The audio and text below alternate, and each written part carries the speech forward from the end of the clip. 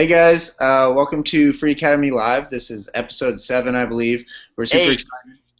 excited. 8, episode 8. Oh yeah, that's right. We're super excited to have on a new guest named Matt here that we haven't had on before.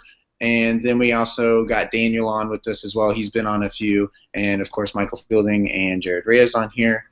And today we're going to talk, at least at first, a little bit about minimum wage, and then probably that might be a short conversation, and then transition maybe into our views or perceptions of the purpose of government.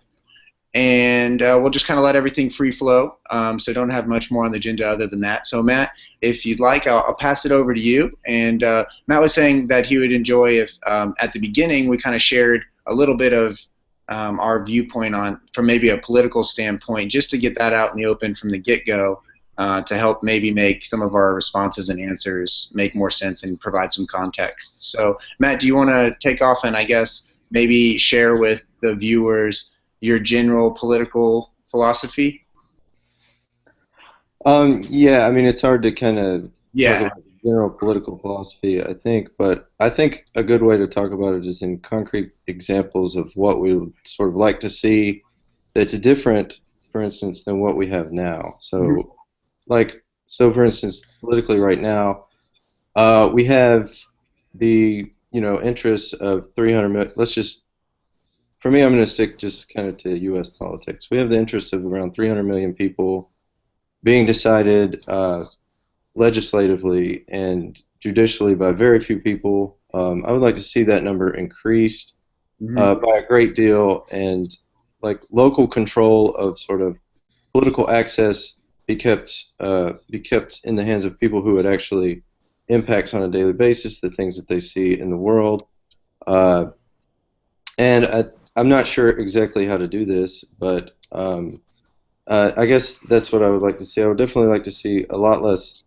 Uh, the size of corporations, I feel, are far too large, and I think that there should be some sort of uh, trigger, maybe that's a dangerous word, in place when a corporation gets too large. The society, whatever is going on around it, checks it, puts it in place, makes sure there's not more political power coalesced in one spot than there is, things like that. So yeah, and obviously I'd like to see like the United States stop going to war in foreign countries and things like that. I think that Mhm. we don't have really that many people trying to attack us, and I think the ones that are trying to attack us because of things that the United States military, the United States government has done.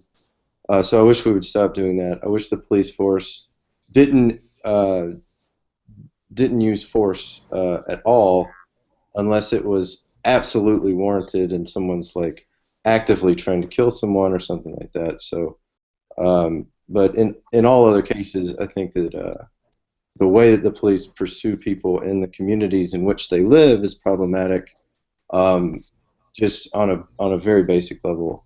So concretely, I would like to see that change, and police officers be more educated in the first place, and that just generally speaking about like society and culture and things like that. And also, if they do exist, police officers, which I don't even know if we need that role in our society, but that's another thing. These are just two concrete examples I'd like to talk about with Yeah. the military and the police force, because I believe when I first turned in, I heard talk of like of the sort of extortionist police state and something like that, and I definitely want to do away with that as well. So Yeah, uh, yeah. sorry Yeah, for talking so long. no, that was awesome. And then Daniel, do you want to jump in next and kind of give us a similar background, maybe some concrete things that you find that you would seek change in as far as the government that is presiding over the U.S. right now? Yes, the government is very difficult to change. Change does not come in leaps and bounds, so I believe we need to make small changes from where we currently are, and over time, we're able to make more and more changes that way. So I think we need to increase the minimum wage. A lot of people are struggling to provide for themselves and their families on only several dollars an hour. and I think we need to tax the wealthy more. There is a growing wage gap in between the richest among us and the poorest, and that ultimately is not good for us as a society. Awesome. Yeah, thanks for sharing. I guess I'll jump in next. My general viewpoint is that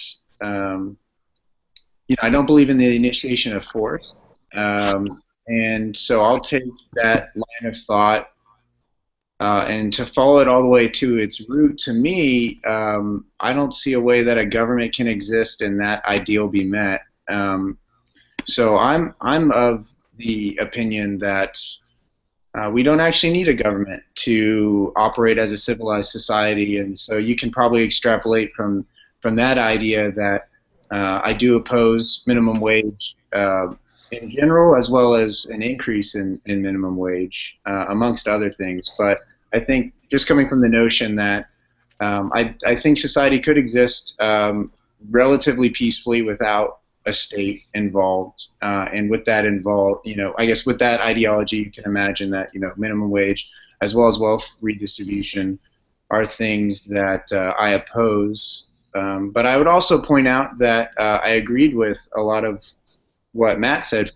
For example, when you talked about big corporations, I'm not against big businesses in general, but I do think that if maybe some of the regulatory environment didn't exist and big corporations had more skin in the game from a liability standpoint, that corporations wouldn't be able to get as big as they do.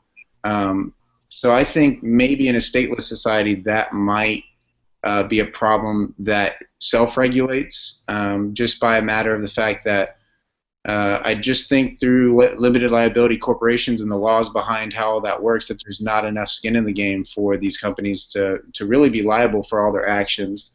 But yeah, I guess that's a synopsis of my position. Mike, you want to take over?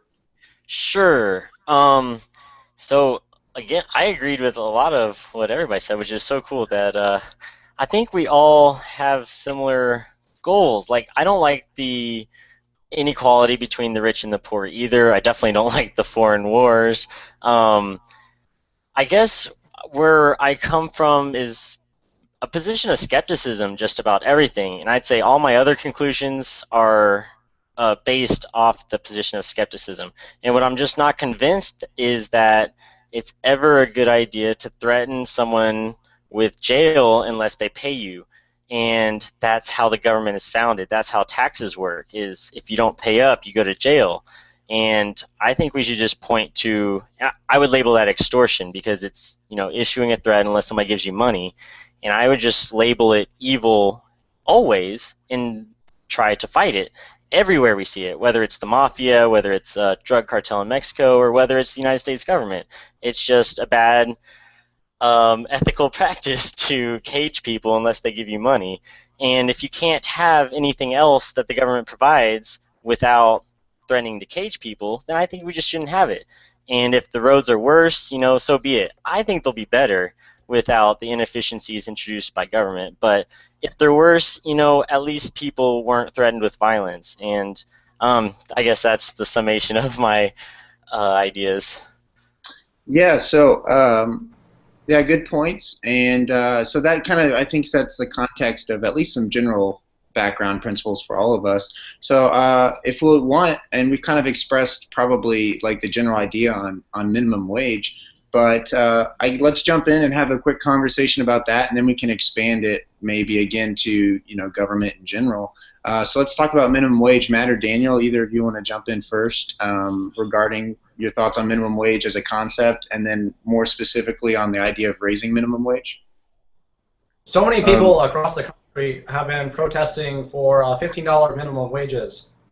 There have been walkouts by workers at fast food restaurants, and that would be just so beneficial for those people. They would be able to buy more nutritious food and perhaps save for college educations to propel these people out of their poverty. Yeah. And I would say, do you think that the people that you're referring to, do you believe that the skills that they're providing or that are required for them to do their job competently are worth $15 an hour? Uh, as long as there aren't robots replacing them that can do it for cheaper, then certainly these people should be paid a living wage. Uh, Can I and jump in? yeah, definitely jump in. So I would like to start off by saying that to me, the system of economics that is currently available to us in this country is not the only possible system. I would first like to say that. And then I would also like to say that to me, this is a moral issue, and I'll explain more what I mean by that in just a second.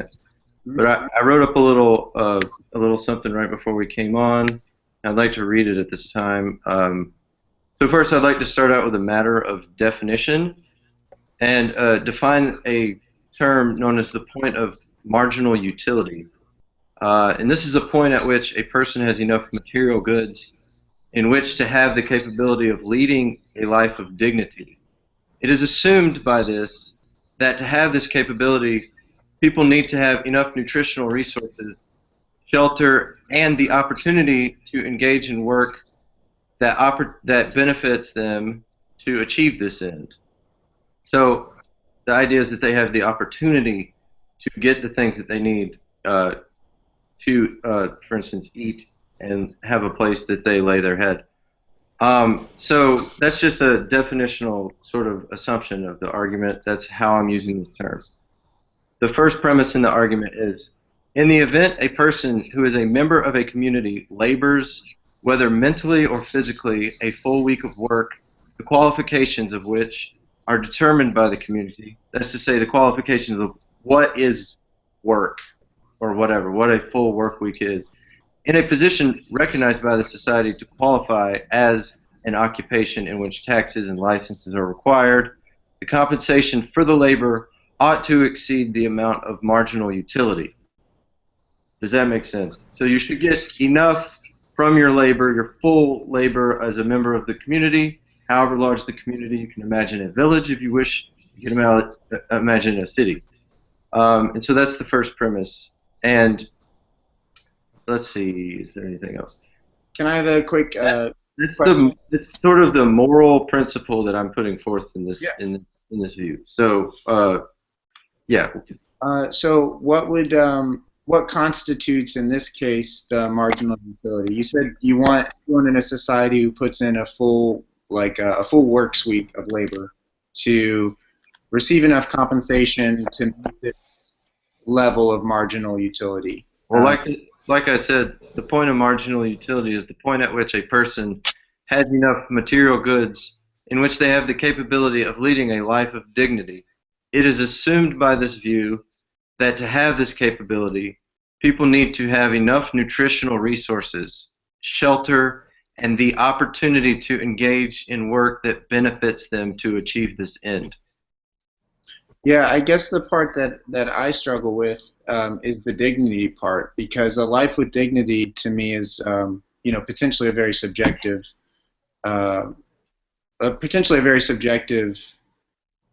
position to decide what's dignity and what's not. So it would be the community in that example that determines what a life of dignity is. So, I sort of anticipated this, and here's another part of what I would like to say. If a person has the clear opportunity to these things and rejects the opportunity, it is not upon anyone to force that person to do labor for the purpose of them having these material needs. People should be able to pursue their desires up to the point at which there is conflict with others. Now, when conflict with others arises, I think in that case an agreement between parties may be arranged, right? Now, I also believe that the agreement that is reached should at least be able to, if one of the parties decides that they wish, they should be able to go to some arranged political arbitration that exists to decide matters of dispute. Obviously, this can be problematic in many ways, but I just wanted to anticipate sort of that and say that Yeah, I mean, of course, the community itself would be the ones deciding this. But the idea that I'm trying to get put forth is that in any community, I feel like whether it be a village or a city of 10 million people, I I would hope that the people that I live with, at least in that community, would think that if someone did something that is considered to be a job and they actually went to work 40 hours a week or whatever is decided, who knows what that is, that they should at least get sort of they should have the opportunity to, like I say, live a life of dignity, which I think people can agree on it to some degree. And if people don't want that, at least they have the opportunity for it. And then if people don't want that, they can try something else. But it's always should be available to them. I'm talking a lot, and I'm only through the first premise. If I could read through the next three premises, or two premises in conclusion, and then just let the conversation go, I would really just appreciate it. I'll read. Cool. Go for it. All right. So the second premise is that in the current political and economic reality, money is a necessity to live. The third premise, in the current political reality, or to live a life of dignity, in the current political reality, there are many hourly wage jobs in which the people working them depend on the money they gain from the jobs to reach the point of marginal utility. And the conclusion is simply, therefore, the hourly wage-based jobs ought to pay enough to provide the money that people need to reach the point of marginal utility. Now, I phrased the argument in this way just really quickly to avoid the idea that, well, we don't have to live in a political reality like that. And I would just like to say that I don't think that we need to, but we do. And now I'll shut up. No, that's great. Yeah, good points. And Mike, you haven't spoken in a while. You want to jump in and share some thoughts? Sure. Okay, so I guess the problem that I see with that is who should pay for the people who are not skilled enough to find someone who's willing to voluntarily pay them that much. So say I'm just an unskilled person and nobody wants to pay me $15 an hour because they don't think I'm worth it because I don't add that much productive value to their business. Who should cover the expense between what the person's willing to pay me and what the state is mandating they pay me? Yeah, so if anybody else wants to take that question, but I can field that and offer some sort of reply. I'd love to hear your reply, Matt, if you don't mind. Yeah, so I would say in that case that the calculations that are being used to determine that a person's value is not worth what it's worth, either those need to change, or either the sort of the job itself or the business needs to go away. So do you think that might drive up the unemployment rate if the businesses that can't afford to pay people $15 an hour just disappear? Well, I don't know that. Why would I assume that is going to happen? I would say that that's what I would assume. I guess I was projecting. Yeah, some businesses operate under the current capitalist system and the calculations that are being used. I agree, and that's probably what would happen. In which case, those calculations should change, like I said before, or the jobs should go away. But so the point I'm making is, I guess if like, go ahead. I want to return quickly to the moral principle that I believe is involved. And I want to imagine like being in a situation where there's like 20 people, and the moral principle that's involved here, I think, is that if all 20 people sort of put in whatever you can look at and see as an honest day's work, then they should get at least to be able to have the fruits of their labor, or whatever you want to call it, and be able to live what I like to call a life of dignity. I would jump in and say that there are definitely some businesses that exist where the margins are such that if you wanted to try and enforce them to pay $15 an hour, either they would go out of business or they would increase the cost of those goods, because that's the only way they would be able to stay in business. So in one scenario, the prices go up. In another scenario, the business closes and all those jobs are gone. But I would argue in either one of those scenarios, the purchasing power of the individual is harmed, because if the business goes out of business, well, now they have, in theory, these people are left making $0 an hour instead of, let's say, 10. If it stays in business, and they raise the cost of the goods and services that that business provides, then that washes away the gains that they have from putting the money in their pocket. Okay, I feel like I'm repeating myself, but once again, I think that in that case, which I would also like to say that I'm not sure how you can make the assumption that the economy wouldn't adjust or somehow like given that we're following certain moral principles that at least people should have the opportunity to make lives in the world. And that, like, I get that it could have some impact, but I've never seen any statistics that indicate that jobs are lost or that wages go down after a minimum wage increase. I have seen evidence that they go down after a tax decrease, though.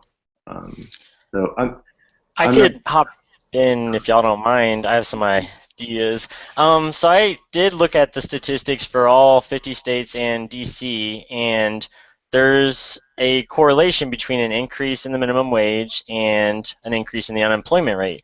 But that doesn't prove anything. It was barely above zero, so it's mainly random. Yeah, but we've talked a lot about dignity, or we've been thinking about it, and one of the parts of dignity to me is not being threatened with violence and not having other people try to kidnap me unless I obey their laws.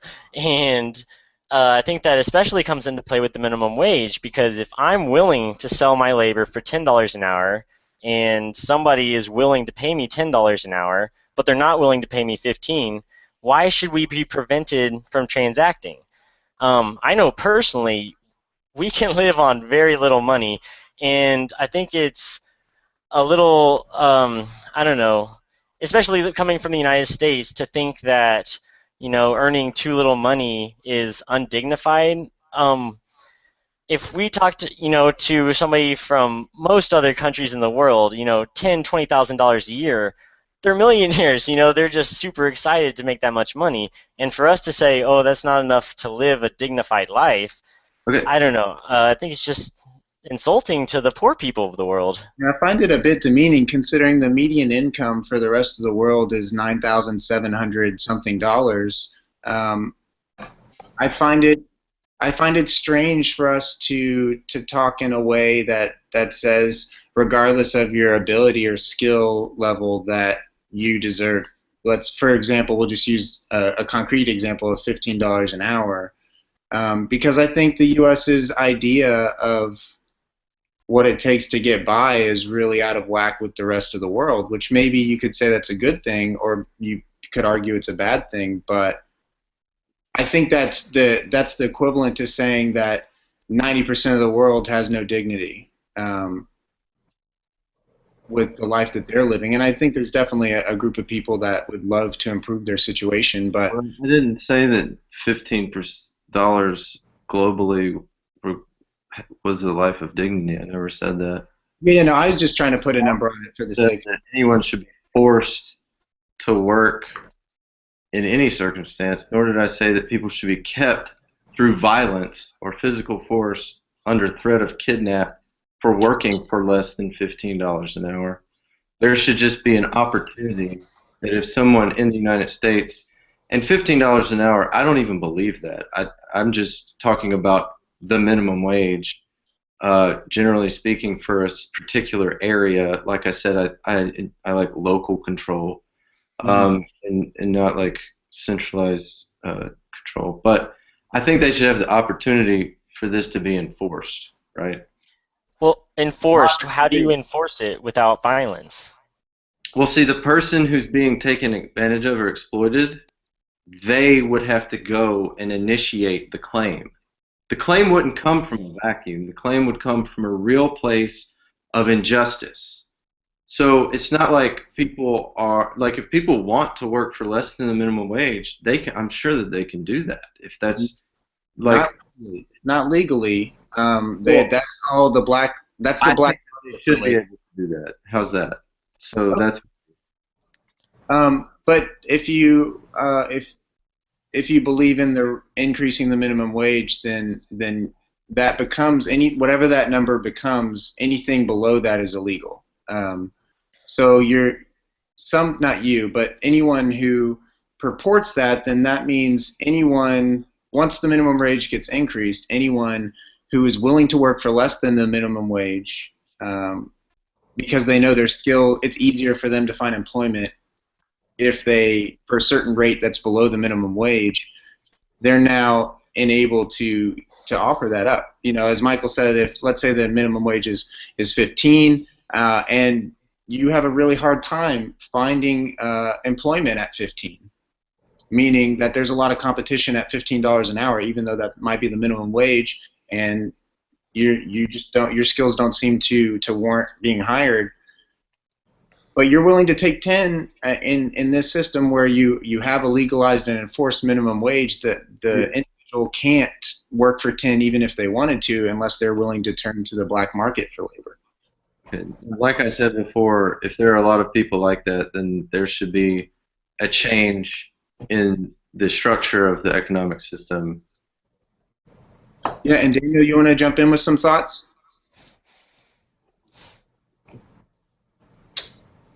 Oh.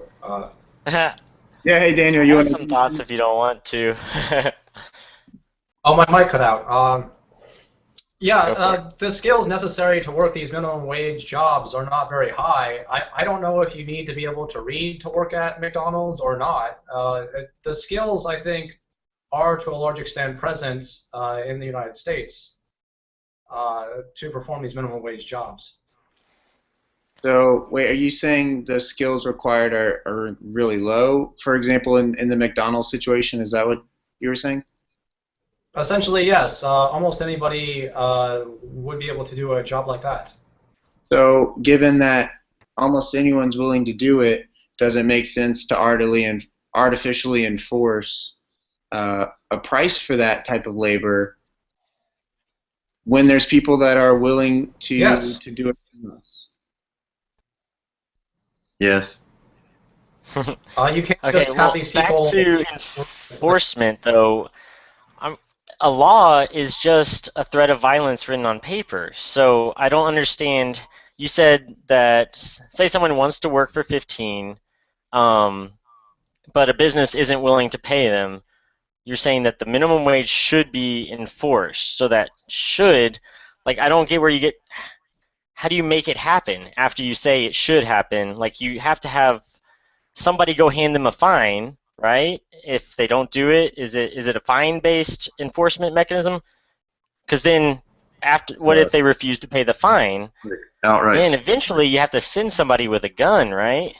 How do you make it happen without violence? Look, I don't understand, like, for instance, where the idea that the government is showing up and arresting business owners, or there's any problem with violence against business owners who are paying people too little in the United States. I don't know where that's come from. I see violence against black people by the police. I think that's pretty clear. I don't see violence against people who own businesses. I don't see where that's coming from, or who have tons of money. We're going to put you in jail. Some people get tax evasion, whatever. Some of them spend a couple years in jail. But typically, the people with a lot of money that are employing a lot of people, I don't see where this complaint of, like, being kidnapped and violent, like, where does Sure, that but that's the threat. That's at the end of the day. Like, first they send you a fine, But if you don't pay the fine, then what? This is a systemic problem that people have a problem complying with the minimum wage. This is a systemic problem. Well, what I would say is, Uh, for example, what they'll do. My daughter, and I'm sorry I have to leave with that, but I'll watch the rest of y'all's video. Okay. No, that's great. Maybe we can pick up here some other time. But I know we were holding you up. So thank you so much. See ya. Man. Okay. Well, I don't. Just to give an example of a business that this happens a lot of times with construction businesses or roofing businesses, for example, that they are known to be big employers of black market labor. They get shut down when they are found to be paying people for services below minimum wage, or just even at minimum wage, but illegal immigrants. And so there is violence against, that business gets wiped out. And so enforcing the minimum wage inherently causes anyone who is unable to get employed at whatever the minimum wage level is to turn to black market labor or to not participate in the workforce at all. And in the event they turn to black market labor, that employer is then at risk of huge fines and being shut down. So I guess that would be an example of a business facing risk by employing people for less than minimum wage. Definitely. And I think just because people are acquiescing the vast majority of the time, they see the threat. Maybe they don't see the threat, but they see the fine come in the mail, and they don't refuse to pay the fine because they know at the end of the day, if they refuse to pay, eventually something physical is going to happen to them. And so, yeah, the vast majority of the time, the threat is enough. You don't have to go in person, but that's the violence I see. It's not happening because people are scared, but the threat is still underlying all that paperwork. Anyways, maybe we should close it out just because, I don't know. Go ahead, Jared. Yeah, it does feel weird to continue the conversation without one of the members who brought forth a lot of the ideas. But what is confusing is I recognize that people making more money does feel good. I'm not against.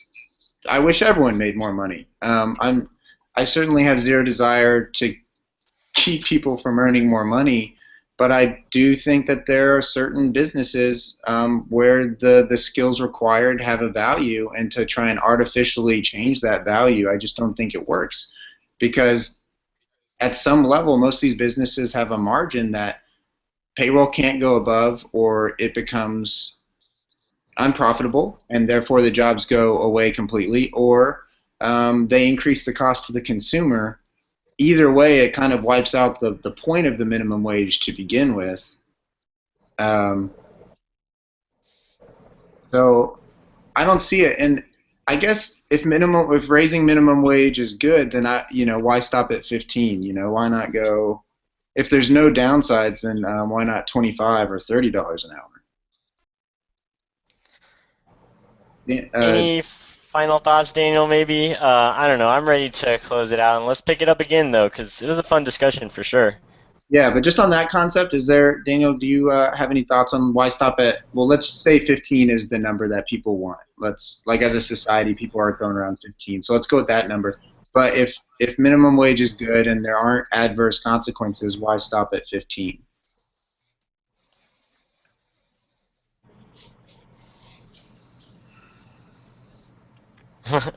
Yeah, you there, Daniel? Oh, I'm having some trouble with my microphone. Okay. No worries. Let's just close it out, guys, and we'll pick it up soon. I'll send out another email when we have more time and pick it back up. Awesome. That sounds good. All right, take it easy, guys. And for anybody who's watching this, check out freeacad.com for all the other videos under the Free Academy Live podcast link. And if you'd like to participate, leave a comment, get in touch with one of us. And if you have an idea for an episode, that would be awesome. You can even host it for us if you'd like. So please get involved, and looking forward to chatting with all you guys soon. Peace, love, and anarchy. Bye, guys. See you guys.